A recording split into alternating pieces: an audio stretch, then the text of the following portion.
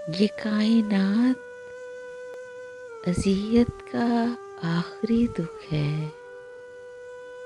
हमारे ख्वाब हमें देख कर दिखाए गए।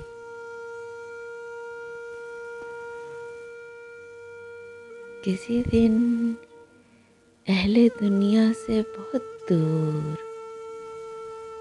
खुदा के बाजुओं में जाके रोएंगे। किसी दिन यूं तो किसी भी दर्द की दिल से नहीं बनी, बस एक तेरा गम है जो आकर नहीं गया।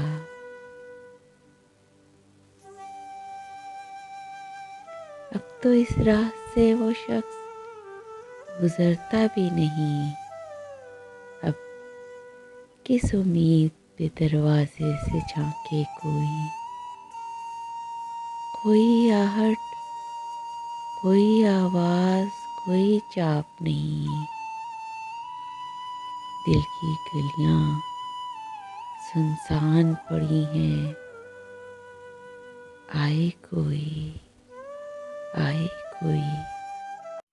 Please subscribe my channel and press the bell icon.